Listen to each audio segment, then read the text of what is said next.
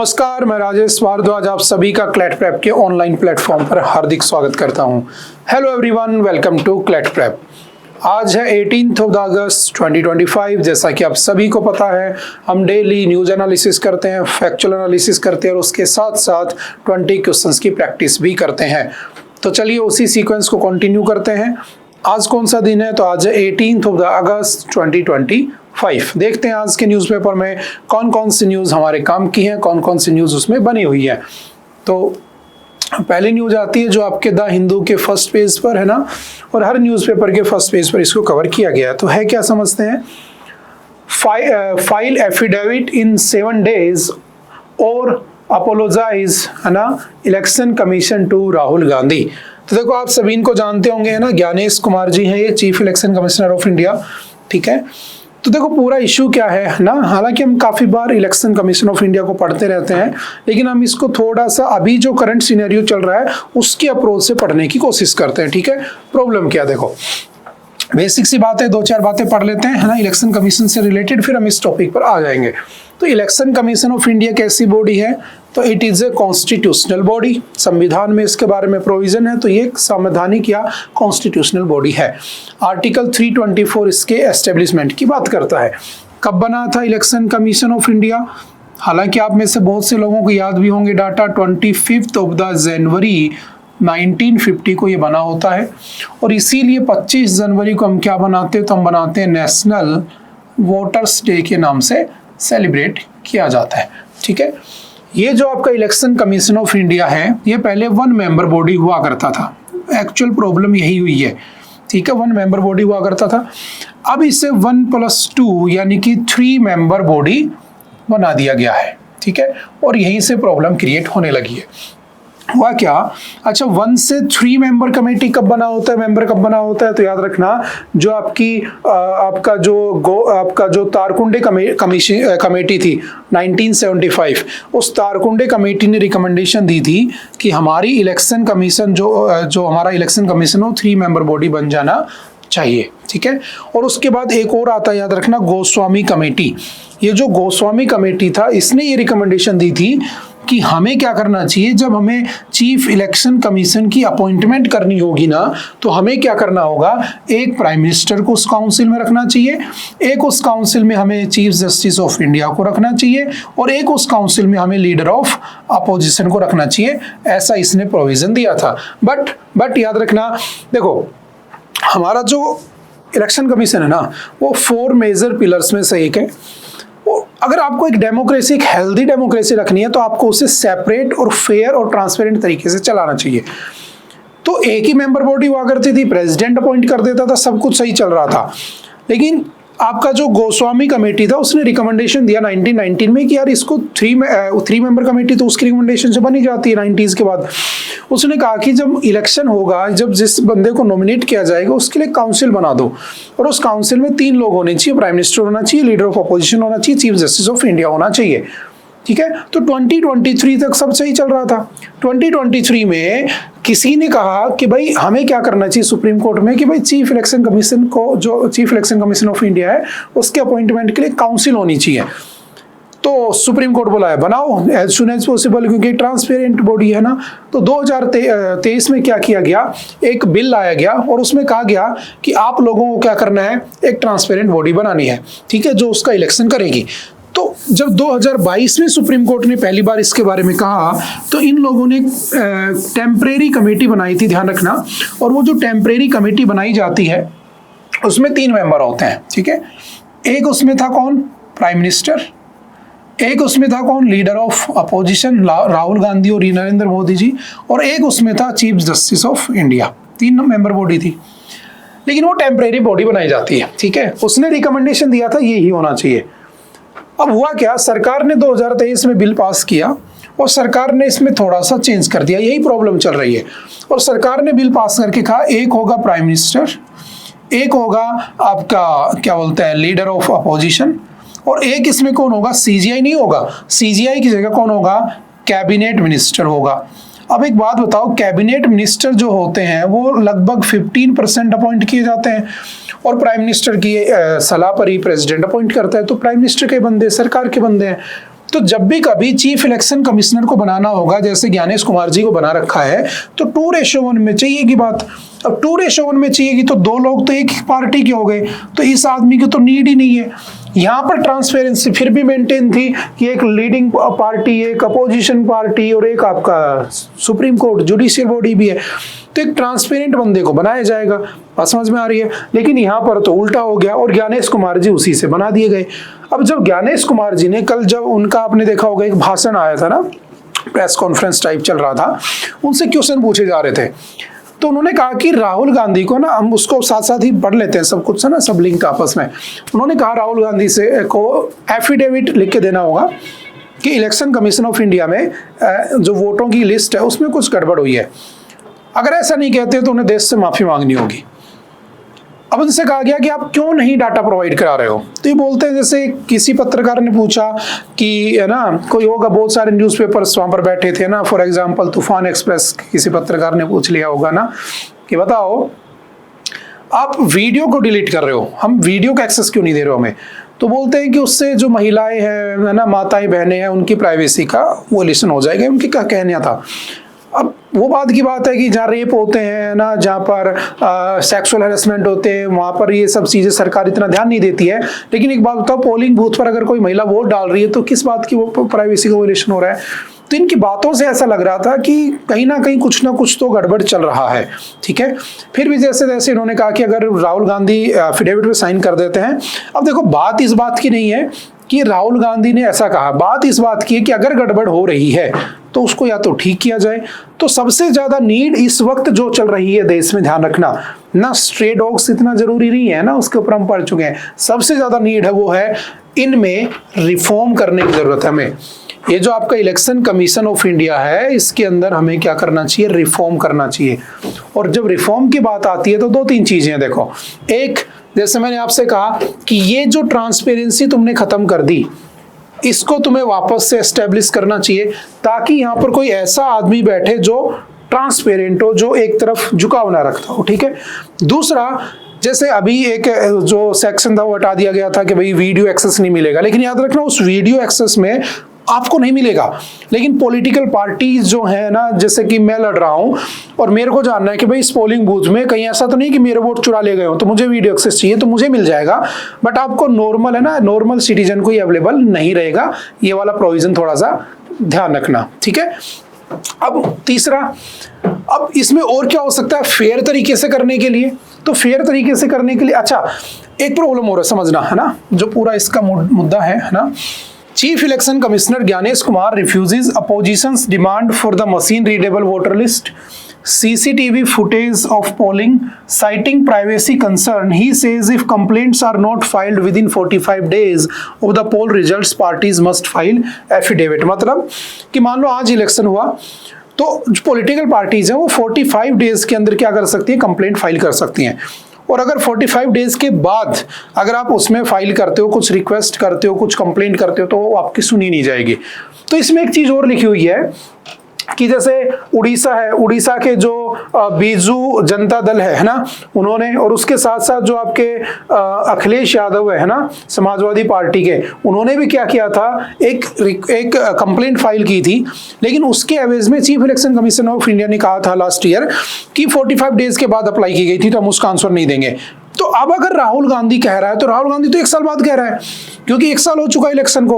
वो तो आज कह रहा है कि इलेक्शन में फ्रॉड हुआ है, तो फिर उसकी कंप्लेंट को लेने में क्या प्रॉब्लम है? लेकिन वो कह रहे हैं कि नहीं, अगर हम कंप्लेंट लेंगे तो एफिडेविट पे लेंगे, है ना। तो जबकि ये सब आप समझ सकते हो क्या हो रहा है क्या नहीं हो रहा है। तो एक बहुत अच्छा मुद्दा बना हुआ है, एक बहुत अच्छा टॉपिक बना हुआ है, और उनकी अगर तुम इंटरव्यू देखोगे तो तुम्हें समझ में आ जाएगा क्या हो रहा है क्या नहीं हो रहा है। ठीक है, आप समझ रहे हो। तो हमें इलेक्शन कमीशन ऑफ इंडिया में रिफॉर्म करने की नीड है ना, जैसा कि हमने अभी पढ़ा। ठीक है, उसके साथ साथ एक बात और ध्यान रखना, है ना, एक बात और ध्यान रखना कि जो इलेक्शन कमीशन ऑफ इंडिया होता है ना, उसके अंदर 3 मेंबर होते हैं, 1+2। तो ये जो एक मेंबर होता है ना, chief election commissioner of India, इसकी अपॉइंटमेंट कौन करता है? प्रेसिडेंट, है ना।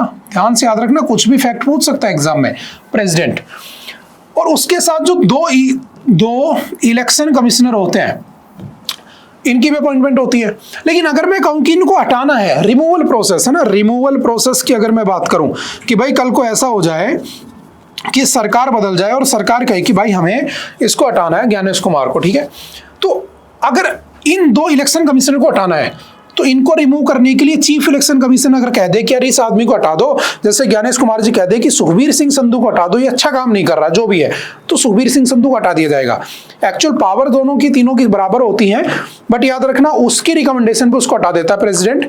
लेकिन अगर चीफ इलेक्शन कमिश्नर को हटाना है तो याद रख, अच्छा उसका टेन्योर भी ध्यान रखना साथ साथ, उसका टेन्योर कितना होता है, 6 साल और 65 ईयर ऑफ द एज, है ना। एग्जाम में फैक्चुअल डाटा बहुत आते हैं आपके, तो या तो 6 साल रहेगा वो, या फिर अगर उसकी एज 65 साल हो जाती है तो उसे रिटायर कर दिया जाता है। दूसरी बात, उसे रिमूवल कैसे किया जाएगा, तो रिमूवल प्रोसेस होती है सेम एज सुप्रीम कोर्ट जज।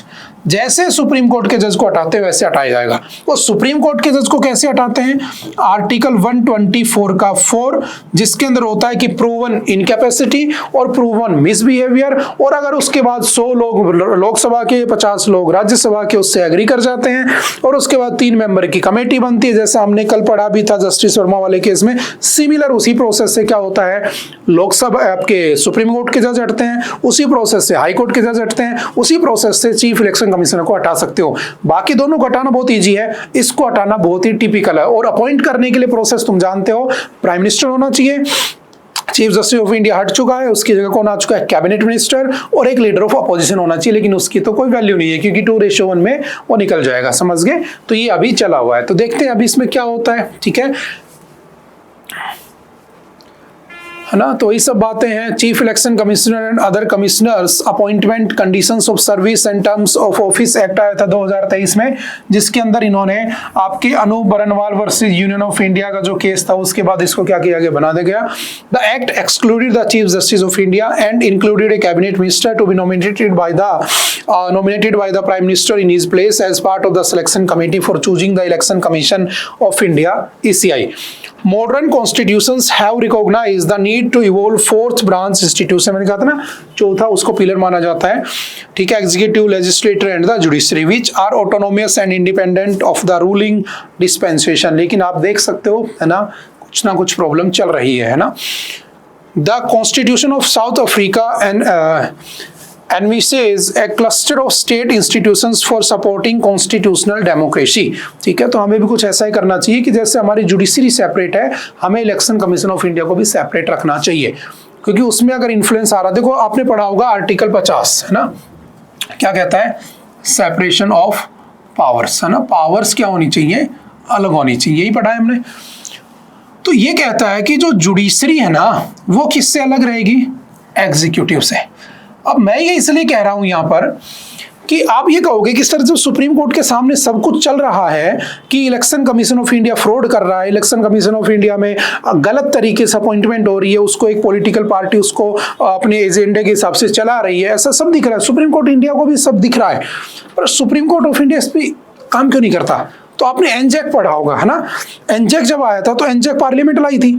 तो देखो एक सिंपल सा रूल होता है कि जब पार्लियामेंट कोई रूल बनाती है तो सुप्रीम कोर्ट बीच में टांग नहीं लगाता है, और सुप्रीम कोर्ट जब कुछ डिसीजन देता है तो पार्लियामेंट बीच में नहीं आती है, ठीक है।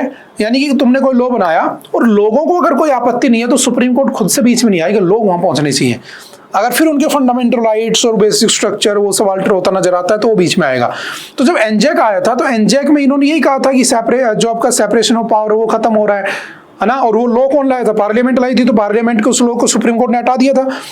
अब अगर सुप्रीम कोर्ट इनके इस रूल में आती है, इंटरफेयर करती है, तो कल को ये लोग बोलेंगे कि हम एनजेक फिर लाएंगे, फिर हम तुम्हारी नहीं सुनेंगे। बात समझ में आ रही है। तो कभी भी क्या नहीं होनी चाहिए, कॉन्स्टिट्यूशनल इनके आपस में फाइट नहीं होनी चाहिए, तो दोनों को अलग रखा गया है हमने। लेकिन अगर लोग पहुंचते हैं, अगर केस पहुंचता है, जैसे आपने देखा ना एक आर्टिकल और है, जैसे बिहार में 65 लाख लोगों को बाहर कर दिया, तो सुप्रीम कोर्ट ने कहा कि भाई जिनको बाहर किया उनकी लिस्ट दो मुझे, है ना।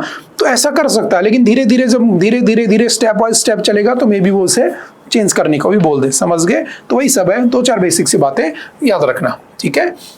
पहले आपके चीफ इलेक्शन कमिश्नर कौन थे, तो Sukumar Sen was the first chief election commissioner of India. अभी कौन है, तो आपके ज्ञानेश कुमार, ठीक है, आपके एट प्रेजेंट है, ठीक है। बेसिक सी बात याद रखना, बाकी हम पढ़ते रहते हैं इलेक्शन कमीशन ऑफ इंडिया को।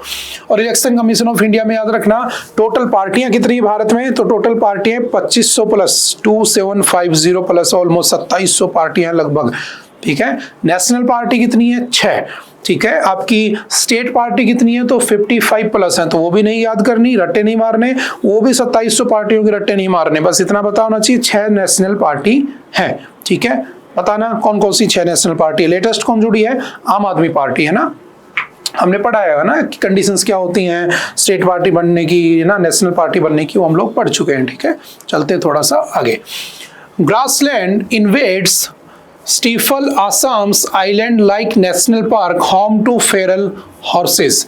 देखो जो फेरल हॉर्सेस है ना, ये जहां पर रह रहे हैं ना, वहां पर जो ग्रासलैंड है ना, वो गायब होती नजर आ रही है। अब क्यों गायब होती नजर आ रही है? देखो समझना, आपने कभी एलियन स्पीसीज का नाम सुना है? एलियन का मतलब होता है, जैसे आपने सुना होगा नासा बता रहा है कि कुछ अनआइडेंटिफाइड ऑब्जेक्ट धरती की तरफ आ रहा है ना, ऐसा ना हो कि एलियन वगैरह हो ना। तो हमेशा इंसान जैसे एलियन का नाम लेते हैं तो हमें एक अजीब सा वो आ जाता है कि यार हाँ मुझे जानना है ना, क्यूरियोसिटी बढ़ जाती है कि यार क्या है इसमें ऐसा। तो एलियन का मतलब होता है जो यहाँ का नहीं है, बाहर का है। अब जैसे मान लो यहाँ पर बहुत सारे पेड़ हैं और एक पेड़ में ले आता हूँ अफ्रीका से जो यहाँ का नहीं है, इस एनवायरनमेंट का नहीं है, और वो लाकर यहाँ लगा देता हूँ, और वो पेड़ इन सारे पेड़ों को धीरे धीरे क्या कर देता है? खत्म कर देता है। वो बहुत सारे बढ़ जाते हैं और ये पेड़ धीरे धीरे खत्म होने लग जाते हैं। या मान लो जैसे कल परसों हमने पढ़ा था, याद है हमने एक टर्टल पढ़ा था, अगर तुम्हें याद हो, है ना। वो जो टर्टल था ना, जो कछुआ था, वो हमारे यहाँ का नहीं था, है ना। तो हम उसको कहाँ से लाए थे? बाहर से लाए थे। अब वो कछुआ यहाँ पर क्या करता है? नॉर्मली सारे कछुए रहते हैं, हमने पढ़ा था एडिटोरियल में, अगर तुम्हें याद हो, ठीक है। उसका नाम अभी मुझे जस्ट याद नहीं आ रहा, हमने कुछ दिन पहले पढ़ा था, है ना। तो वो क्या कर रहा था, है ना, तो आसपास की जो दूसरी स्पीसीज थे उनके लिए खतरा था ना। तो सिमिलरली क्या होता है, कुछ ऐसे पेड़ पौधे होते हैं जो एक दूसरे रीजन से आ जाते हैं, तो उस रीजन वाली चीजों को गायब कर देते हैं, वो उनके लिए खतरा बन जाते हैं, समझ गए। तो उसे हम एलियन स्पीसीज कहते हैं। तो देखो है क्या, ये आपको दिख रहे हैं, ये क्या है? Feral horse's. अब ये फेरल हॉर्सेज आए कहां से हैं? याद रखना, ये वाइल्ड हॉर्सेस नहीं है, इस बात को ध्यान रखना। दुनिया में सिर्फ एक ही स्पीसीज है हॉर्सेस की, ठीक है, जिसको हम कहते हैं ताखी, ठीक है, ताखी। याद कर लेना इसे, ताखी जो हॉर्स होता है वो एकमात्र ओनली नॉन वाइल्ड हॉर्स है दुनिया में, बाकी कोई भी वाइल्ड हॉर्स नहीं पाया जाता है। तो सिंपल याद रखना कि जो फेरल हॉर्सेस हैं, ये आपके जो फेरल हॉर्सेस हैं, ये आपके वाइल्ड लाइफ प्रोटेक्शन एक्ट 1972 में प्रोटेक्टेड नहीं है, because these are not wild animals. But एक वाइल्ड एनिमल्स की लिस्ट में आता है, वो कौन है? तो ताखी हॉर्स आता है, ठीक है। अब बात आती है कि फेरल जो है हॉर्सेस, ये आए कहां से हैं, है ना। अच्छी न्यूज है ना, आपने देखा होगा। तो आसाम के अंदर एक नेशनल पार्क है, उसमें पाए जाते हैं। एक्चुअल में क्या हुआ था, जब सेकेंड वर्ल्ड वॉर चल रहा था ना, तो सेकेंड वर्ल्ड वॉर में ब्रिटिशर्स इनको लेकर आए थे बाहर से, और बाद में वो उनको यहीं छोड़कर चले गए, और धीरे धीरे तब से वहां पर बने हुए हैं। लेकिन ये जिस घास को खाते हैं वो घास धीरे धीरे क्या हो गई? गायब हो गई। तो इनको बचाने के लिए, इनको सस्टेन करने के लिए हमें क्या करना पड़ेगा? उन ग्रासलैंड्स को बचाना पड़ेगा। समझ में आ रही है? तो उन ग्रासलैंड्स को बचाने के लिए हमें क्या करना चाहिए? बस वही सब इसके अंदर लिखा गया है। A new study has identified at least 2 native plants, ठीक है, that have joined invasive species to alter the river ecosystem of the eastern Assam's Dibru Saikhowa national park. तो नाम क्या है उसका? तो याद कर लेना, Dibru Saikhowa national park, the only habitat of the feral horses in the India, जहां पर फेरल हॉर्सेज पाए जाते हैं। तो भारत में फेरल हॉर्सेज सिर्फ कहां पाए जाते हैं? असम में, ऐसे भी याद रख लेना। These species have added to the changes in the grassland dominated DSNP landscape, largely attributed to the recurring Brahmaputra river floods and increasing anthropogenic pressures from villages located within its boundaries, the study said. The native grasslands invaders are Bombax ceiba, याद रखना one liner में, ठीक है। उसके बाद है larger स्टोरेमिया स्पेसियोसा, flowering trees known as the simalu and azar in the Assamese. These impact on the local vegetation has been as worrying as that of the invasive species. तो simple सा one liner में भी आ सकता है ना। तो basic से याद रखना, आप इसको एनवायरनमेंट से लिंक करके भी पढ़ सकते हैं। अच्छी न्यूज है, जानने लायक न्यूज है, तो आपको याद रखना है, ठीक है। वही सब बातें लिखी हैं जो अभी हमने डिस्कस की हैं, ठीक है। According to the study, grasslands covers 28.7% of the 425 square kilometer of the national park in 2000, followed by the semi-evergreen forest 25.58%. जैसे आपने सवाना का नाम सुना होगा, आपने पंपोस सुने होंगे, कैंपोस सुने होंगे, है ना। तो ये सब क्या होते हैं, दुनिया भर के ग्रासलैंड्स जहाँ पे घास पाई जाती है, ठीक है। तो सिंपल से याद रखना, भारत में कौन सी है, तो आपका आसाम वाला, ठीक है। नाम क्या है उसका, Dibru Saikhowa national park. World war 2 के बाद इन ओवरसीज को यहीं पर छोड़ गए थे अंग्रेज, और ये तब से यहाँ पर रह रहे हैं, ठीक है। सिंपल से याद रखना। इनका स्टेटस क्या है, तो एंडेंजर्ड स्टेटस है IUCN में, ठीक है। Not included in the wild life protection act, जैसा कि हमने पढ़ा था। ओनली वाइल्ड हॉर्स कौन है दुनिया में, तो याद रखना प्रेजवाल सिकीज हॉर्स, जिसका दूसरा नाम है ताकी, is the considered the only truly wild horse in the world. तो बेसिक से बातें याद रखनी है। नेक्स्ट है CP Radhakrishnan is NDA's vice president candidate. देखो ये भी बहुत अच्छा टॉपिक है ना। आपको इमेज दिख रही होगी, ये हमारे अमित शाह जी हैं, होम मिनिस्टर। ये हमारे हैं CP राधाकृष्णन, जो कि आपके क्या हैं, गवर्नर हैं, ठीक है। अब हुआ क्या, आपने देखा होगा अभी जो हमारे वाइस प्रेसिडेंट साहब थे उन्होंने रिजाइन कर दिया। अब क्यों इन्होंने रिजाइन किया, उसके बहुत सारे रीजन है। हालांकि उन्होंने लिखा ये था कि भाई हेल्थ इश्यूज है, लेकिन हेल्थ इश्यूज ऐसा कुछ था नहीं, आप जानते हो।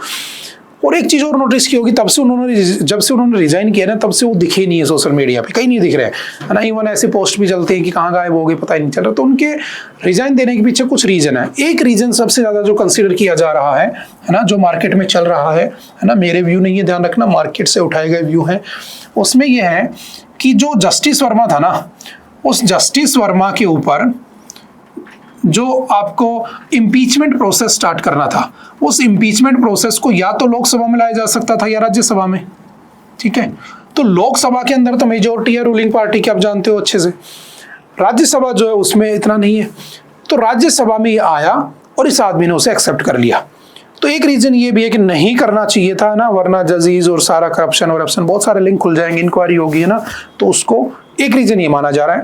दूसरा रीजन ये माना जा रहा है, ठीक है, कि ऐसा सोर्सेज से निकल के आ रहा है कि इनके ऊपर भी इंपीचमेंट लाने की बात कही जा रही थी। तो अगर ये नहीं करते, अगर ये नहीं रिजाइन करते, तो मे बी इनको भी इंपीच करने का प्रोसीजर चालू हो जाता। तो कैसे वाइस प्रेसिडेंट इलेक्ट होते हैं, कैसे वाइस प्रेसिडेंट रिमूव होते हैं, कैसे उन पे इम्पीचमेंट होता है, क्या प्रोसेस होती है, कितना टेन्योर होता है ना, कैसे चीज़ें काम करती हैं, वही सब हमें जानना है ना। हालांकि हम पॉलिटी की क्लासों में इन चीज़ों को पढ़ चुके हैं पहले, लेकिन फिर हम दोबारा से उसको एक बार पढ़ लेते हैं। जैसे फॉर एग्जांपल अभी जो आपका NDA गवर्नमेंट है ना, NDA अलायंस है, उसकी तरफ से आपके CP राधाकृष्णन को नॉमिनेट किया गया है। अगर ये जीत जाते हैं तो हम इसके इलेक्शन प्रोसेस को भी पढ़ेंगे कैसे होता है ना। जैसे PM का इलेक्शन प्रोसेस होता है फर्स्ट पास्ट द पोस्ट, अग्रताही विजेता, जो आगे वो जीत गया, ठीक है। तो इनका क्या होता है, तो अगर ये जीत जाएंगे तो ये क्या बन जाएंगे, वाइस प्रेसिडेंट ऑफ इंडिया बन जाएंगे, ठीक है। तो सिंपल समझना, आर्टिकल कौन सा है, तो कुछ बातें समझते हैं।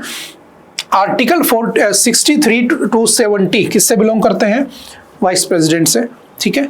अच्छा, फर्स्ट वाइस प्रेसिडेंट कौन थे, तो याद रखना आपके डॉक्टर सर्वपल्ली राधाकृष्णन, और उन्हीं के जन्मदिन पर, उन्हीं के बर्थडे पर क्या बनाते हैं, तो 5 सितंबर इज सेलिब्रेटेड एज द, किस नाम से मनाते हैं हम उसे, तो याद रखना टीचर्स डे के नाम से बनाते हैं, ठीक है। ये भी ध्यान रखना, सर्वपल्ली राधाकृष्णन। अब 63 कहता है there shall be a vice president of India, एक वाइस प्रेसिडेंट होना चाहिए। जब वाइस प्रेसिडेंट होना चाहिए तो वाइस प्रेसिडेंट का इलेक्शन कैसे होता है, तो देखो उसका जो इलेक्शन इलेक्टोरल कोलाज होता है ना, उसके अंदर MP होते हैं दोनों हाउसेज के, है ना। उसके अंदर लोकसभा के भी होते हैं, राज्यसभा के भी होते हैं, दोनों होते हैं, ध्यान रखना। इलेक्टेड नॉमिनेटेड दोनों होते हैं। जैसे लोकसभा में 543 हैं इलेक्टेड, नॉमिनेटेड का कॉन्सेप्ट तो आप जानते ही हो, बाय 104th कॉन्स्टिट्यूशनल अमेंडमेंट 2020 जो 2 नॉमिनेट होते थे एंग्लो इंडियंस, उनका कॉन्सेप्ट तो हट ही चुका है। अच्छा, राज्यसभा में कितने होते हैं, तो 245 का कॉन्सेप्ट है आज के दिन। 233 are elected and 12 are nominated, और इनको नॉमिनेट कौन करता है, तो these are nominated by the president, और प्रेसिडेंट इनको किस शर्त पर नॉमिनेट करता है, तो 4 कंडीशन होती हैं, from the field of art, literature, science and social service, ठीक है। तो 12 लोग नॉमिनेट होते हैं। तो ये सारे के सारे इसके इलेक्शन में पार्टिसिपेट करते हैं। तो आर्टिकल कौन सा है, 66, ठीक है। वोटिंग प्रोसेस क्या होती है, conducted via proportional representation and single transferable vote. तो याद रखना, single transferable proportional voting system होती है, ठीक है।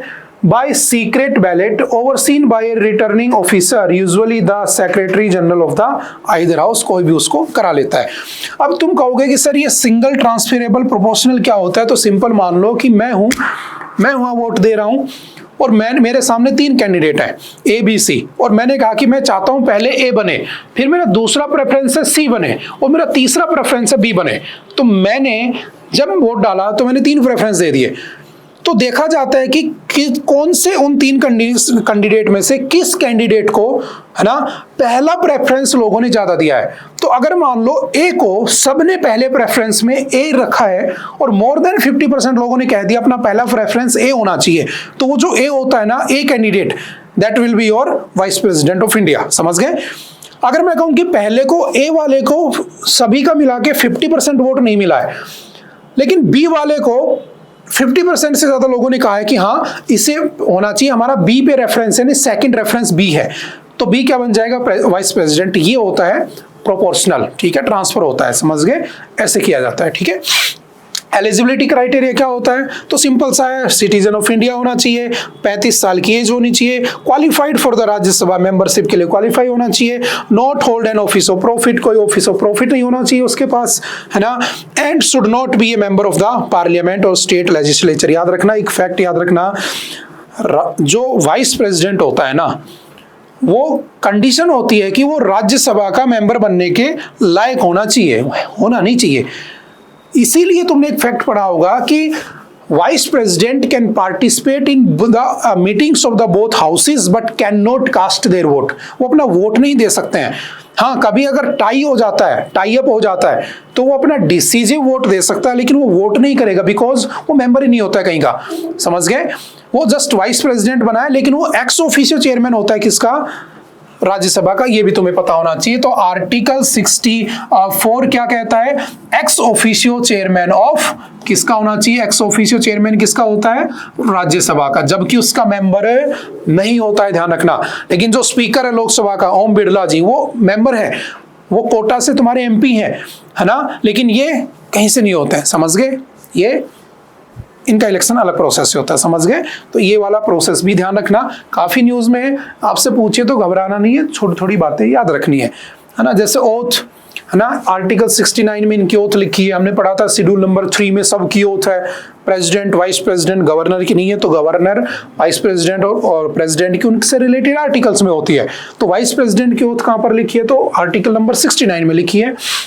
टेन्योर 5 साल का होता है और टेन्योर इनका 67 में लिखा हुआ है। लेकिन इसी 67 के ए में लिखा है कि जब उनका मन करे वो प्रेसिडेंट को, याद रखना, सिर्फ प्रेसिडेंट को क्या दे सकते हैं? अपना रिजाइन दे सकते हैं रिटर्न में लिखकर। और जो इन्होंने रिटर्न में दिया जगदीप धनखड़ जी ने, उसमें उन्होंने लिखा कि हेल्थ इश्यूज की वजह से मैं कर रहा हूं, जबकि ऐसा नहीं है। आप भी जानते हैं, सब जानते हैं। समझ गए? तो ये वाला फैक्ट याद रखना, ठीक है। 5 साल होता है, लेकिन जब मन करे वो लिख के अपना रिजाइन दे सकते हैं। अच्छा, जब रिजाइन दे दिया तो पोस्ट खाली हो गई। तो पोस्ट खाली हो गई तो नेक्स्ट इलेक्शन कब होने चाहिए? As soon as possible. लेकिन अगर मैं वही कहता हूं प्रेसिडेंट जो है आपका, अगर कंपेयर करता हूं, तो प्रेसिडेंट अगर मान लो पोस्ट खाली हो गई, तो प्रेसिडेंट के पोस्ट को भरने के लिए इलेक्शन कब होता है? तो प्रेसिडेंट के पोस्ट को भरने के लिए इलेक्शन होता है विद इन 6 मंथ, 6 महीने में हो जाना चाहिए। यहाँ पे एज सुन एज पॉसिबल है, 1 साल ना करें, 2 साल ना करें, 3 साल ना करें, समझ गए? लेकिन वहां मस्ट है कि 6 महीने में हो जाना चाहिए। तो ये बातें भी याद रखना, ठीक है। 65 क्या कहता है? तो 65 ये कहता है कि जो आपका वाइस प्रेसिडेंट होता है ना, वो एक्टिंग प्रेसिडेंट बन जाता है। और एक्टिंग प्रेसिडेंट कब बनता है? In case of absence of the president. मान लो प्रेसिडेंट नहीं है, बीमार हो गए, डेथ हो गई, कुछ भी हो गया, पोस्ट खाली है, तुम्हें पता है राजा की पोस्ट खाली नहीं होनी चाहिए, है ना, क्योंकि वो राजा है हमारे। तो उसकी जगह एक्टिंग प्रेसिडेंट कौन बन जाता है? वाइस प्रेसिडेंट बन जाता है। और ऐसा 3 बार हो चुका है, ध्यान रखना। कब कब हुआ है? तो थोड़ा सा बेसिक सा याद रखना। एक बार क्या हुआ था 1969 के अंदर, है ना, 1969 के अंदर, शॉर्ट में लिख लेना, आपके प्रेसिडेंट कौन थे? यहां मैंने लिखा प्रेसिडेंट, यहां पर मैंने लिखा वाइस प्रेसिडेंट, और ठीक है। तो प्रेसिडेंट थे आपके जाकिर हुसैन, ठीक है। और जाकिर हुसैन साहब की हो गई डेथ। जब डेथ हो गई तो पोस्ट खाली हो गई, तो वाइस प्रेसिडेंट क्या बन गया? प्रेसिडेंट बन गया, एक्टिंग प्रेसिडेंट। उस समय ये कौन था? वीवी गिरी। तो V V Giri was appointed as the acting president of India, ठीक है। फिर 1969 में वीवी गिरी जी बोले भाई मैं भी इलेक्शन लड़ूंगा, प्रेसिडेंट का मुझे लड़ना है, तो फिर पोस्ट खाली हो गई। अब ये भी खाली, ये भी खाली, अब क्या करोगे? तो एक्ट लाया गया और उसे हम कहते हैं प्रेसिडेंशियल एक्ट 1969। और उसमें कहा गया कि जो तुम्हारा चीफ जस्टिस ऑफ इंडिया है ना, वो क्या बन सकता है? एक्टिंग प्रेसिडेंट बन सकता है। याद रखना मैं एक्टिंग वर्ड लगा रहा हूं यहाँ पे, ठीक है। तो आज तक एक बार ऐसा हुआ है कि chief justice of India was appointed as the acting president of India, और वो कौन थे? तो आपके मोहम्मद हिदायतुल्लाह, ठीक है। जो मोहम्मद हिदायतुल्लाह थे उनको बनाया जाता है, ये भी याद रखना, ठीक है। फिर 1977 में तुम्हारे प्रेसिडेंट होते हैं कौन? एफ अली अहमद, है ना, फखरुद्दीन अली अहमद, और इनकी हो जाती है डेथ। जब डेथ हो जाती है तो उस समय तुम्हारे वाइस प्रेसिडेंट की पोस्ट पर कौन थे? तो वो थे आपके बीडी जत्ती, तो वो क्या बन जाते हैं? एक्टिंग प्रेसिडेंट बन जाते हैं, ठीक है। तो ऐसा 3 बार हो चुका है, ये फैक्ट भी याद रखना, ठीक है। वोटिंग प्रोसेस ये सब हम पढ़ चुके हैं, ठीक है। एलिजिबिलिटी क्राइटेरिया पढ़ चुके हैं, ठीक है। रिमूवल प्रोसीजर क्या होता है? तो can be removed by resolution in the Rajya Sabha. याद रखना, हटाने के लिए सिर्फ रेजोल्यूशन कहाँ आता है? राज्यसभा में आएगा। राज्यसभा में आने के बाद इफेक्टिव मेजोरिटी से, यानी कि more than 50% of the effective strength, ठीक है। यानी कि मान लो 245 है राज्यसभा में, ठीक है, टोटल 5 लोग रिजाइन कर गए, 5 लोग, तुम्हें पता ना 1/3 मेंबर हर 2 साल में रिजाइन हो जाते हैं। मान लो 245 की जगह 230 बचे हैं, ठीक है। तो उस 230 का इफेक्टिव मेजोरिटी वो मानी जाएगी, उसका 50% क्या करेंगे? अगर वोट करेंगे और वो वोट एग्री कर जाते हैं कि हाँ भाई हटा दो, फिर ये जाती है लोकसभा में, और लोकसभा में सिंपल मेजोरिटी चाहिए। सिंपल मेजोरिटी क्या होती है? देखो डिफरेंस समझना, सिंपल मेजोरिटी होती है जो जितना प्रेजेंट है उस दिन उसका 50% हाँ भर दे। इफेक्टिव मेजोरिटी होती है कि टोटल स्ट्रेंथ जो है ना, रिजाइन करने के बाद जो बची हुई है उस हाउस में, उस हाउस का 50%। जैसे 245 था, मैंने कहा कि 15 लोग जो है ना वो रिटायर कर गए, ठीक है, रिजाइन मार गए, जो भी था उनको निकाल दिया, जो भी था, 230 बचे हैं, तो 230 का हाफ कर दो, इतने लोग उसमें कम से कम एग्री करने चाहिए।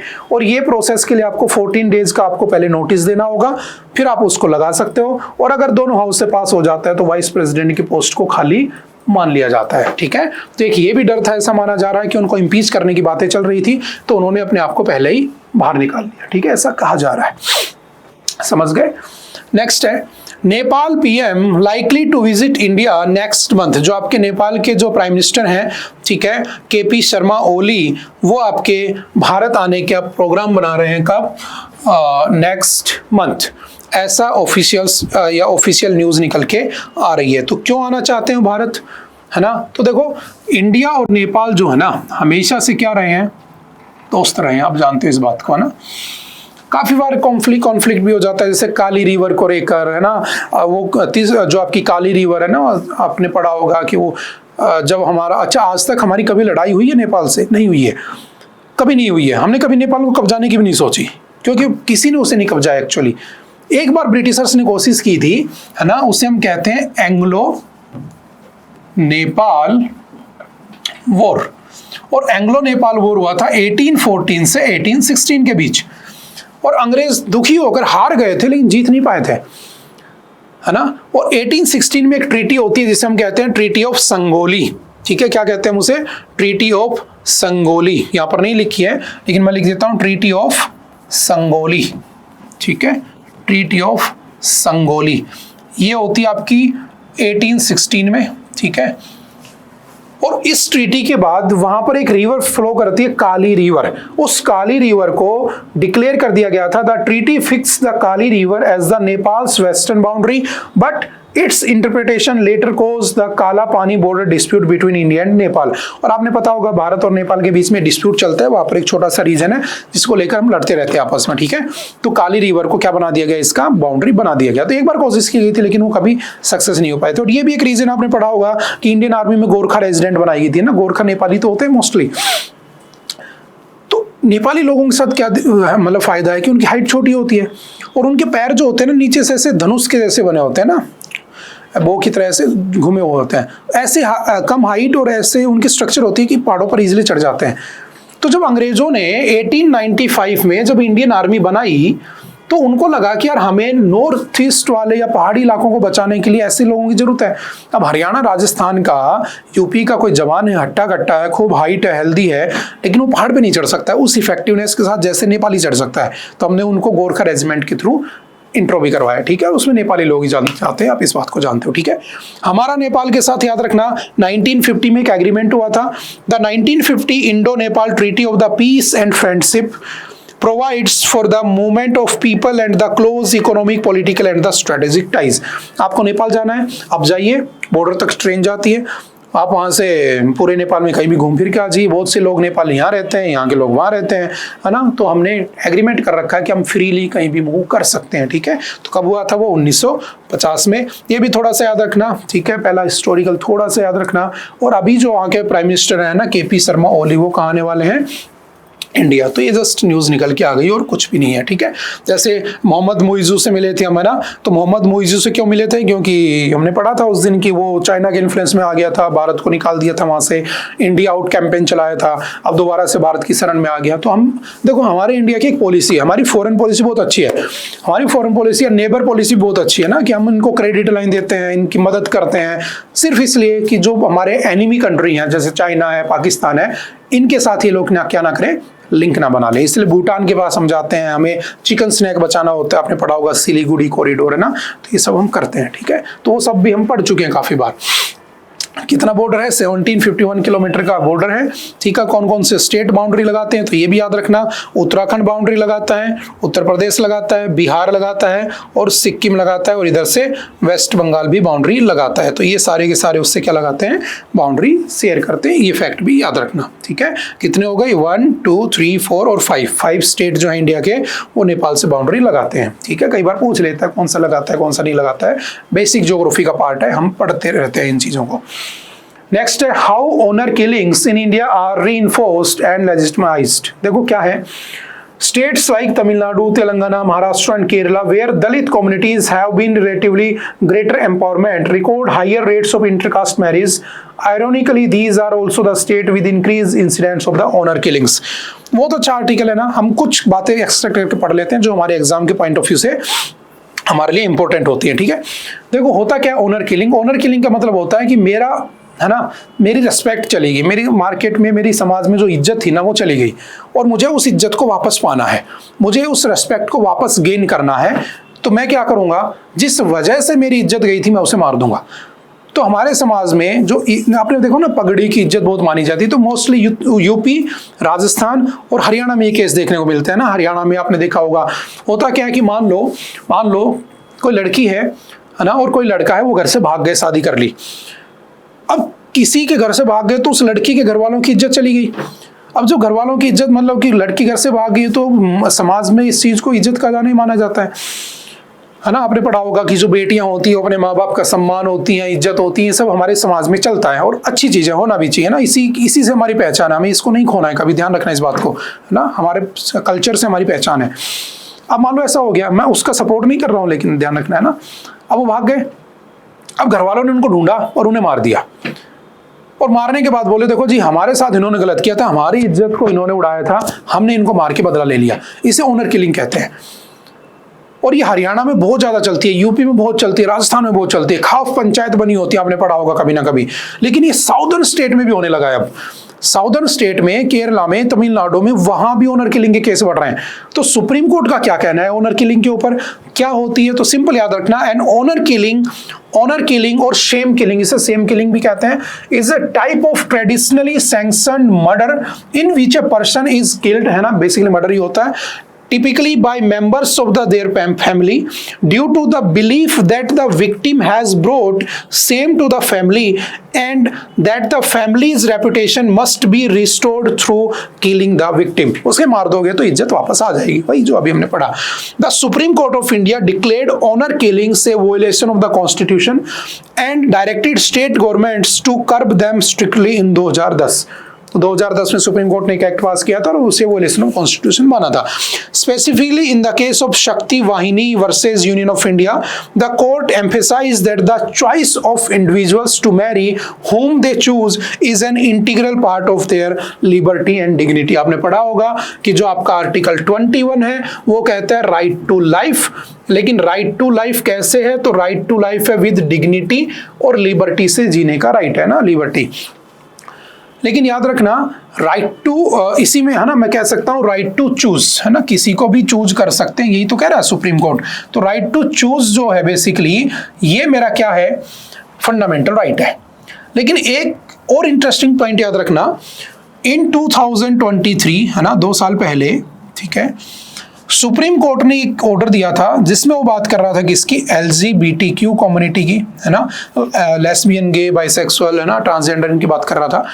और इसके अंदर उन्होंने ये लोग क्या कर रहे थे, मैरिज की बात कर रहे थे, जिसको हम क्या कहते हैं, सेम सेक्स मैरिज कहते हैं, यानी कि लड़का लड़का शादी कर रहा है, लड़की लड़की शादी कर रही है, ठीक है। और सुप्रीम कोर्ट से परमिशन मांग रहे थे कि हमें वैलिड डिक्लेयर करो। तो सुप्रीम कोर्ट ने कहा कि तुम रह सकते हो, लिव इन में रह सकते हो, बट हम तुम्हें एज ए कपल स्टेटस नहीं देंगे। तो एट प्रेजेंट याद रखना LGBTQ या जो सेम सेक्स कपल होते हैं उनको रिकॉग्नाइज नहीं किया जाता है लीगली, उनको वो सारी फैसिलिटीज नहीं मिलती गवर्नमेंट की जो एक नॉर्मल कपल को मिलती है, ये बात ध्यान रखना। तो उसमें सुप्रीम कोर्ट ने कहा था कि राइट टू चूज, आप किसी से शादी करो ना, आपका राइट है, आप राजस्थान के हो, आप जाकर कोलकाता में शादी करो, आप जाकर कहीं कुछ शादी करो, बट सेम सेक्स मैरिज में उन्होंने कहा right to choose is not a fundament, is a fundamental right but not absolute. ध्यान रखना एब्सोल्यूट नहीं, हम तुमसे छीन सकते हैं। लेकिन तुमने पढ़ा होगा आर्टिकल 20 है ना और 21, ये तो कभी छीने ही नहीं जाते हैं, even in case of national emergency, हमने तो ये भी पढ़ा है। लेकिन इसमें सुप्रीम कोर्ट ने बोला कि right to marry is not absolute, वो तुमसे छीना जा सकता। समझ गए, ये फैक्ट भी ध्यान रखना है ना। और ये केस बहुत ज्यादा बढ़ते जा रहे हैं, आपने देखा होगा। अगर मैं क्राइम रेट्स की बात करूं तो देखो, एक हमारे पास एक वो है मैक्सिमम UAPA के केस कहां पर आते हैं, अनलॉफुल एक्टिविटीज प्रिवेंशन एक्ट के केस जम्मू कश्मीर में है ना, जो 1967 में आया था, हमने काफी बार पढ़ा भी है ना, इलीगल यूज होता है सरकार के द्वारा, ऐसा सुप्रीम कोर्ट कहता है। पंजाब में सबसे ज्यादा केस आते हैं NDPS के, नारकोटिक्स के। दिल्ली में सबसे ज्यादा अनसेफ है किसके लिए, वुमेन्स के लिए, सीनियर सिटीजन्स के लिए। हरियाणा में सबसे ज्यादा डाउरी के केस आते हैं, ठीक है, ये रिसेंट NCRB का डाटा है। राजस्थान में सबसे ज्यादा रेप केस आते हैं, ध्यान रखना, मैक्सिमम में राजस्थान है पहले नंबर पे रेप केस में। महाराष्ट्र में सुसाइड केस सबसे ज्यादा आते हैं। कर्नाटका में highest rate of cases under IT act सबसे ज्यादा महाराष्ट्र उसमें कर्नाटका में, तो आप पॉइंट बना सकते हो। तमिलनाडु में highest rate of road accident पाए जाते हैं। मध्य प्रदेश में सबसे ज्यादा क्राइम अगेंस्ट एल्डरली, बूढ़े लोगों के साथ। झारखंड में highest rate of communal riots, ठीक है। उत्तर प्रदेश में highest rate of the under arms act, ठीक है। तो ये सारे के सारे क्या है, मैक्सिमम क्राइम रेट उसमें लिखे गए हैं। और आजकल तुमने देखा होगा इसी में ना, जैसे आज एक न्यूज़पेपर में एक और भी न्यूज़ थी जो मैंने इसमें नहीं डाली है ना, नहीं डालनी चाहिए थी, लेकिन आज जब ये बात हो ही रही है तो मेरा मन कर गया मैं तुम्हें बताऊं, है ना। हुआ क्या कि जैसे तुमने देखा होगा वो नीले ड्रम वाला केस खत्म हुआ ही नहीं था ना, कि लोग डरने लगे थे नीला ड्रम से, उसने मार के हस्बैंड को डाल दिया था। अब एक केस और हुआ अलवर के अंदर है ना, उसमें भी नीले ड्रम में डाला, अपने हस्बैंड को मारा, और उसके बाद उसके ड्रम के अंदर उसकी बॉडी के साथ नमक भी डाल दिया गया ताकि बॉडी क्या हो जाए, डिग्रेड हो जाए, ठीक है। फिर एक केस और अभी कुछ दिन पहले का है ना, और एग्जाम में कहीं ना कहीं कुछ भी फ्रेम करके पूछ ले तो ध्यान रखना इन चीज़ों के बारे में, है ना, हम पढ़ते भी रहते हैं। जैसे सोनम रघुवंशी वाला केस देखा था हमने, है ना, वो जो मर्डर हुआ था, है ना, राजा रघुवंशी जो ही था। अभी एक केस हुआ कि 30-32 साल की महिला और उसके हस्बैंड रह रहे थे, है ना, और उसके हस्बैंड जॉब करते थे, और जो उन्हीं के बगल के मोहल्ले में एक लड़का रहता था, और उस लड़के का और उस वाइफ का अफेयर स्टार्ट हो गया। एक बार हस्बैंड ने कहीं गलती से देख लिया, जब उनको पकड़ लिया, क्योंकि ये चीज़ें ऊपर में कभी ना कभी तो आ ही जाती है ना, तो बुरी चीज़ें आप कब तक बचोगे ना, तो उसको पता लग गया, उनकी लड़ाई होने लगी हस्बैंड वाइफ की। लेकिन उसने कुछ किया नहीं, ऐसे मारा पीटा नहीं। एक दिन उस महिला ने प्लान बनाया, वो प्लान ये बनाया कि उन्होंने उससे मारा, और मारने के बाद अपने ही आंगन में दबा दिया। अब दबा दिया तो टाइलें उखाड़ ली उन्होंने, अब टाइलें दोबारा लगानी है। तो तुम क्राइम के लेवल देखो, उस आदमी को जिसको मारा उसके छोटे भाई को बुलाया, अपने देवर को, और उससे कहा कि ये टाइलें उखड़ गई, इनको ठीक कर दो। उसको पता ही नहीं उसका भाई नीचे दबा हुआ है, और उसने टाइलें ठीक कर दी, फिर वो चला गया। बाद में जब पुलिस केस हुआ, छानबीन हुई तो पता चला। तो तुमने एक ऐसी मूवी भी देखी होगी ना, बताना क्या नाम है उसका, है ना, उसमें सेम ऐसा ही सीन हुआ था जिसमें पुलिस स्टेशन में उसको मार देते हैं। तो किधर जा रहा है समाज, है ना, सुप्रीम कोर्ट को इन चीजों पे ध्यान रखना चाहिए, है ना। और सुप्रीम कोर्ट क्या तुम्हारा ये यहाँ पर क्या कहा जा रहा है, इलेक्शन कमीशन ऑफ इंडिया क्या कह रहा है, प्राइवेसी है वुमेन्स की, हम सीसीटीवी फुटेज नहीं देंगे किसका, इलेक्शन वोट जहां पर हो रहा था, समझ गए। तो ये वाले भी ध्यान रखना, ठीक है। क्राइम रेट्स, ठीक है, हालांकि तुम पढ़ते रहते हो, लीगल वगैरह में पढ़ते हो, ठीक है, हमने पढ़ा भी है। A case for the judicial introspection, ये भी अच्छा टॉपिक है, हालांकि मैं आपसे स्टार्टिंग वाले टॉपिक में डिस्कस कर चुका हूं, है ना, इसकी जो बातें थी वो मैं आपसे डिस्कस कर चुका हूं, फिर भी चलो एक बार पढ़ लेते हैं। At least a few from the ruling dispensation, और याद रखना जो एडिटोरियल में चीजें आती है ना, इनका एनालिसिस अच्छे से किया करो ना, यहाँ से बहुत अच्छे अच्छे क्वेश्चन बनते हैं, पैसेज इवन यहीं से उठाए जाते हैं, ठीक है। At least a few from the ruling dispensation have asked why the opposition is not formally taking up the electoral roll issue before the Supreme Court। ये मैं पढ़ा चुका हूँ कि सुप्रीम कोर्ट के सामने क्यों नहीं ले जा रहा है वो इस इश्यू को। However, the reluctance shown by the major opposition parties is quite reasonable and even justifiable. The Modi regime promulgated the election commissioner and other election commissions, है ना, जो 2023 वाला एक्ट था, with a review to nullify the constitution bench judgment, जो बात हुई थी हमने पढ़ा था वहां पे, क्यों नहीं लेकर जा रहा है। तो चलो मैं सिंपल सा बात कर लेता हूं, क्यों नहीं लेके जा रहा है, क्योंकि उसमें प्राइम मिनिस्टर है, चीफ जस्टिस ऑफ इंडिया नहीं है, उसमें लीडर ऑफ अपोजिशन है और उसमें कैबिनेट मिनिस्टर है। तो अगर ये बात वहां पहुंची और सुप्रीम कोर्ट ने इस पे कुछ कहा, तो दोबारा से कहेंगे कि देखो अब हम क्या लेकर आएंगे, तुम हमारे काम के बीच में नहीं आओगे, है ना, हमें भी रूल करने दो, हम क्या लेकर आएंगे, एनजेक ले आएंगे, समझ गए। तो ये भी एक रीजन है कि सुप्रीम कोर्ट तक बात नहीं पहुंच रही है, और जब पहुंचेगी तो हो सकता है ना, बहुत कोई अच्छा जज हो, है ना, वो इस बात को देख ले, ठीक है। ये भी बात ध्यान रखना, हम पढ़ चुके हैं इसको थोड़ी देर पहले। Next, the supreme courts intervention highlights the election commission of India's procedural Fehling's. तो ये वही है, पूरा का पूरा आर्टिकल वही है ना, कि वो जो 65 लाख वोटर्स को एक्सक्लूड कर दिया था, सुप्रीम कोर्ट बोला भाई नाम बताओ, लेकिन सुप्रीम कोर्ट उधर ये नहीं कह रहा कि फर्जी वोटर कहाँ से आए, है ना। तो समझ गए ना, कुछ बैरियर्स हैं, है ना, जिसको फॉलो किया जा रहा है और कुछ नहीं है। ये भी जो भी होगा हम देख लेंगे, ठीक है, अभी हम कुछ नहीं कह सकते हैं। Ukraine security concerns must be addressed for lasting peace, है ना। देखो अभी अलास्का में मीटिंग हुई थी, आप जानते हो, पुतिन साहब आए थे, उधर ट्रम्प साहब खड़े थे, और जब आए तो उनके ऊपर B2 बम्बर्स उड़ाकर अपनी पावर का शो ऑफ भी किया गया। कुछ नहीं हुआ, 5 मिनट मीटिंग चली होगी, चाय समोसे खाए, दोनों वहां से निकल लिए, है ना। और पुतिन ने कहा कि मॉस्को आना, वहां बात करेंगे। अब बाद में ऐसी बात निकल के आ रही थी, आपने पढ़ा होगा कि ट्रम्प साहब जो है वो किससे पूछ रहे हैं, जेलेंस्की से, कि भाई जेलेंस्की, पूरा में ट्रम्प जानते पहले का नेटो क्या है क्या नहीं है। तो जेलेंस्की से उसने पूछा कि भाई ठीक है तो पुतिन से बात कर लो, पुतिन से बात हुई। तो देखो पुतिन कह रहा है जेलेंस्की से कि भाई तुम जो है ना, तुम्हारा जो एरिया है ना वो मुझे दे दो, ठीक है, और तुम बस नेटो में मत शामिल हो, तो मैं तुम्हें विदाउट एरिया भी छोड़ दूंगा, मतलब एरिया वापस दे दूंगा, नेटो में नहीं जाना है। अब नेटो क्या है, नॉर्थ अटलांटिक ट्रीटी ऑर्गेनाइजेशन, हम डेली पढ़ते रहते हैं, है ना, आपको याद भी हो जानी चाहिए बातें, है ना, डेफिनेटली पैसे जा सकता है। नॉर्थ अटलांटिक ट्रीटी ऑर्गेनाइजेशन 1949 में बनी थी, और इस ट्रीटी ऑर्गेनाइजेशन का हेडक्वार्टर कहाँ पे, ब्रुसेल्स, बेल्जियम में, ठीक है। ये एक मिलिट्री ग्रुप है, मतलब इसमें टोटल 32 मेंबर्स हैं, याद रखना। लास्ट 2024 में कौन ऐड हुआ था, स्वीडन, और 2023 में फिनलैंड इसमें ऐड हुआ था। अब मैंने कहा ये है यूक्रेन और ये है रशिया। तो अगर ये यूक्रेन गलती से नेटो में आ गया और इसका 33rd यानी कि 33वां मेंबर बन गया, और अगर अब रशिया ने इस पे अटैक किया ना, तो याद रखने सारी की सारी कंट्री रशिया को ऊपर अटैक कर देंगे और इसको खा जाएंगी, मतलब अटैक मार देंगे, लड़ाई होगी भयंकर। अब एक बात बताओ, इनकी लड़ाई हो क्यों रही है। तो आपने पढ़ा होगा यूएसए और यूएसएसआर के बीच में हमेशा से क्या चल रहा था, मतलब क्या चल रहा था, कोल्ड वॉर, है ना, 1945 के उस न्यूक्लियर बॉम्ब वाले उससे, हिरोशिमा नागासाकी के बाद से। और ये कोल्ड वॉर जाकर खत्म हुआ यूएसएसआर के डिसइंटीग्रेशन से, और यूएसएसआर का डिसइंटीग्रेशन हुआ 1991 में, और यहां से एक बन गया रशिया जो आज के दिन बचा हुआ बेचारा, एक बन गया यूरोपियन यूनियन, और उसमें 27 देश, आज के दिन ब्रिटेन एग्जिट हो गया था 2020 में, तो उसमें 27 मेंबर है, 27। तो रशिया कह रहा है कि भाई जब हमने ट्रीटी कर ली थी, हमने परसों भी पढ़ा था, वॉर्सो पैक्ट किया था हमने, कौन सा, तो आपको याद होना चाहिए, वॉर्सो पैक्ट।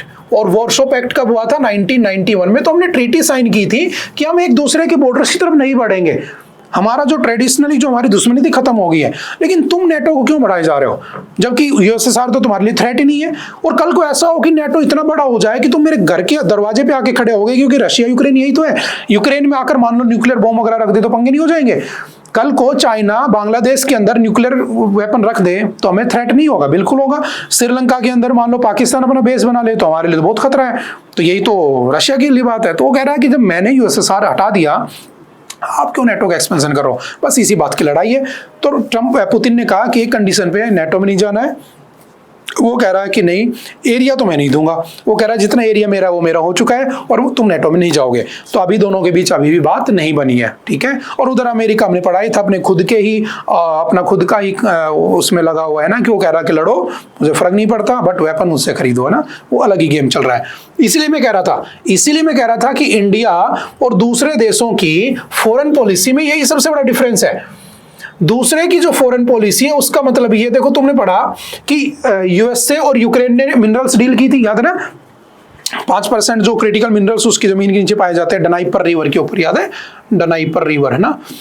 तो आपने देखा होगा कि जैसे डील हुई कि मैं तुम्हें रशिया से बचाऊंगा, क्या बोला ट्रंप, किला मिनरल्स निकाल, मतलब गिव एंड टेक। तुम मेरा भला करोगे मैं तुम्हारा भला करूंगा, तुम मेरा भला नहीं करोगे मैं तुम्हारा भला नहीं करूंगा। जैसे अफगानिस्तान जब तक फायदा था रहा, बाद में तालिबान को देके निकल गए। भारत ही नहीं करता है। भारत कहता है कि हम साथ मिलकर आगे बढ़ेंगे, आप मेरा साथ दो मैं तुम्हारा साथ दूंगा। ये हमारी फॉरेन पॉलिसी है। और इसी फॉरेन पॉलिसी के ऊपर एक नया नेक्स्ट टॉपिक है जो हमारे काम का है, और वो है ये, in Namibia India shows a new way to engage Africa. हमने कुछ दिन पहले एक आर्टिकल पढ़ा था कि जो चाइना है उस चाइना का अफ्रीका के अंदर क्या हो रहा है, अपोज हो रहा है। और वो लोग अब चाइना को निकालना चाहते हैं, क्योंकि चाइना ने वादा किया कि मैं स्कूल बनवा दूंगा, कॉलेज बनवा दूंगा, इंफ्रास्ट्रक्चर डेवलपमेंट करूंगा, ट्रेनें चलवा दूंगा, बुलेट ट्रेन चलवा दूंगा, बस मुझे यहाँ से क्रिटिकल मिनरल निकाल लेने दो। उन्होंने निकालने दिया। यही तो रीजन है कि दुनिया में चाइना 85% से ज्यादा critical minerals, rare earth minerals, इन सब के लेकर बैठा है। क्यों? क्योंकि उसने अफ्रीका से एक्सट्रैक्ट किए हैं। अमेरिका ये सब कर नहीं पाए क्योंकि अमेरिका की नीयत सब जानते हैं, तो उसके साथ ट्रेड करते नहीं है। तो अफ्रीका वाले नया पार्टनर ढूंढ रहे हैं। इंडिया नया पार्टनर हो सकता है, ये हमने परसों वाले एडिटोरियल में अच्छे से पढ़ा ही था। जैसे अब हमने उस दिन ये भी पढ़ा था कि जो डेमोक्रेटिक रिपब्लिक ऑफ कॉन्गो है DRC, उसमें 80% ऑफ द वर्ल्ड्स कोबाल्ट पाया जाता है, दुनिया का कोबाल्ट 80%। और आपकी जो भी रिचार्जेबल बैटरी होती है ना, फोन की, लैपटॉप की, कार की, उन सब में कोबाल्ट चाहिए होता है। तो सोचो चाइना वहां से निकाल रहा है, लेकिन वहां पे वो कुछ कर नहीं रहा है चाइना उनके लिए। तो वो चाहते हैं कोई नया मार्केट में प्लेयर मिले, तो इंडिया वो प्लेयर हो सकता है। यही इसने दोबारा रिपीट किया है। तो जो आपका नामीबिया है, उस नामीबिया के साथ हम दोबारा से अच्छे रिश्ते बना सकते हैं और धीरे धीरे पूरे अफ्रीका के साथ रिश्ते अच्छे बना सकते हैं। हम उनसे वादा कर सकते हैं अच्छी स्कूल देंगे, हालांकि हम भारत में नहीं दे रहे, बाद की बात है, उस पर नहीं जा रहा हूँ, ठीक है ना। कॉलेज हम अच्छी कॉलेज बनाएंगे, हॉस्पिटल्स बना कर देंगे, है ना, यहाँ के हालात जो भी हैं, ठीक है। हम ट्रेन वगैरह चलाएंगे वहाँ पे, ठीक है। तो हम ऐसा कर सकते हैं। जैसे नामीबिया के साथ तो हमने किया भी तो था, 2022 में एक पैक्ट हुआ था जिसमें हम चीता लेकर आए थे, है ना। तो वो हमारा एक्सचेंज प्रोग्राम था जिसमें हम चीता 1952 में भारत से एक्सटिंक्ट हो गए थे, तो हमने चीताओं को 2023 में दोबारा से रिलोकेट कर दिया, रीइंट्रोड्यूस कर दिया, है ना। तो ये सब भी हम उनसे कर रहे हैं। तो अब हम चाहते हैं मिनरल्स की तरफ जाना, अब हम चाहते हैं रेयर अर्थ मिनरल्स को निकालना और चाइना की डिपेंडेंसी को कम करना, है ना। तो ये भारत की फॉरेन पॉलिसी ही है जो मैं तुमसे डिस्कस कर रहा हूँ, है ना। ये हमारी फॉरेन पॉलिसी है कि हम तुम्हारा भला करेंगे, तुम हमारा भला करो, ठीक है। तो ये भी तुम्हें पता होनी चाहिए। जस्ट इसको रीड जरूर कर लेना, अच्छा आर्टिकल है, काम आएगा तुम्हारे, ठीक है। फुल डिप्लोमेटिक रिलेशंस कब एस्टेब्लिश होते हैं नामीबिया से? 1990 में, while Namibia open its resident mission in New Delhi in the March 1994। ये भी छोटा सा फैक्ट याद रखना, ठीक है। चलते हैं थोड़ा सा आगे। ओके, आई थिंक आज के लिए इतना ही था। आई होप कि आपको बातें समझ में आई होंगी। फिर भी अगर किसी तरह का कोई भी डाउट रहता है ना, तो आप डायरेक्टली आकर पूछ सकते हैं, मिल सकते हैं, ठीक है। चलते हैं, मिलते हैं दोबारा किसी नेक्स्ट लेक्चर में। Okay, bye bye, thank you, have a nice day.